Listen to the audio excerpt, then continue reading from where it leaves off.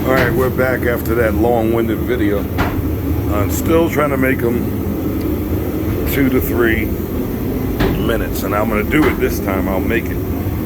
So anyway, I put the covers back on, the back shot again.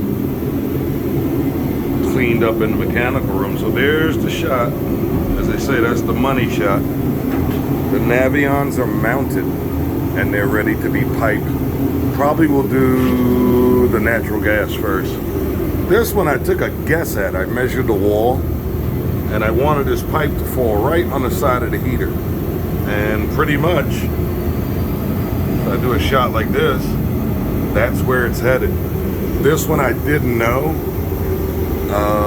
so you see it's a little off. So all I'm going to do here is jog with a couple 45s and get it. I like to be literally about 2 inches off the heater, enough room to turn the union, and that's literally about 2 inches off the heater. That's a preference of mine. It's not mandatory by anybody's whatever feet or whatever you want to call it. So we're looking good. This is going to be the exhaust. We're actually going up the wall and out the side of the house. This dwelling is made of stucco.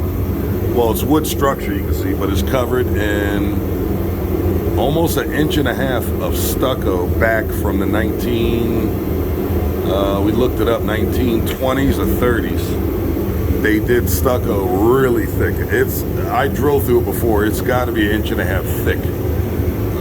So we're gonna go up and out. The rule here is, guys, you can comment, guys and gals. What's the height you have to be off the ground when you exhaust the any appliance? Here, the rule of thumb is twice as high as the worst snow. So that puts it at about 36 inches, 3 feet from grade. Outside, this is the grade, right about here. So you figure this window's a 12-inch window, and these are 2x8 joists, so probably from here to that ceiling is less than 2 feet. So that puts us up in the stucco. So the game plan is, I haven't decided whether to combine these two into one flue and go up. I do believe what I'm going to do is put the 2 exhausts next to each other, and then put the 2 inlets next to each other and space them. I believe you're supposed to have 12 inches. I'll look it up again too, so don't hold me to that one. Go look it up on the Navion site. I believe you're supposed to have 12 inches between the intake and the exhaust on the outside of the building. So that's one for you to look up. But anyway, natural gas first. The copper is easy, especially if you're pro press. You know, it's like the last thing you do because it's not that hard. Just make sure you don't jam yourself up. So if you plan, take your time, think up a couple ways you want to do it, and so you don't lock yourself in. You know what I mean?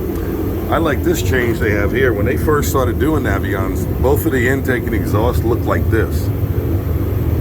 And I guess the guys got so lazy in the field, they weren't making sure the pipe wasn't seated all the way down in the collar. This is about 1 inch and, well, that's 1.5 inches. It looks like it's close to 2 inches depth. Notice this one's taller. I did hear that actually some people, and if you present the opportunity, somebody will mess it up. How can you mistake the exhaust and the intake, especially that is written on the heater butt there? I'm telling you, there's some yahoos out there. And they now even put a switch in here, so the heater won't even come on if you don't put the unit down far enough. So if you look at that, the exhaust side is almost a good inch deeper with a switch. So I guess they had to make it idiot proof for, they should have put an idiot light on it. But anyway, that's it. Wanted to show you, today's Friday. Today is the 3rd of February, I believe. And so far, pretty satisfied with what's going on. But just letting you know what I normally do. The other mechanics that work for me, some do it different. I go gas first because it's hardest. The other thing is we don't use flex pipe. You can, if you read Navion's website, they recommend that you don't. They don't say you can't, and that's why you notice you see these big flex pipes out. I think they're 1-inch CCSTs, and they're making it easier for the guys. I imagine if you had 500 of these to do, it'd probably be easier with a hose. But I'm not buying the flex pipe on appliances deal because first it was, I think you were limited to 3 feet. Now I looked up in the code, which is the international gas code, fuel code rather, and now they're not even saying how long a flex pipe can be. I've seen guys pass 4 or 5 footers, but the longer you make the flex, the bigger the recipe for disaster, because some joker will come along and just do something that's outrageous. That's the way life is. So, all right, everyone have a nice weekend. We already put our stickers on here and got the unit clean, and that is our logo. And that was designed by a very nice man named Adam.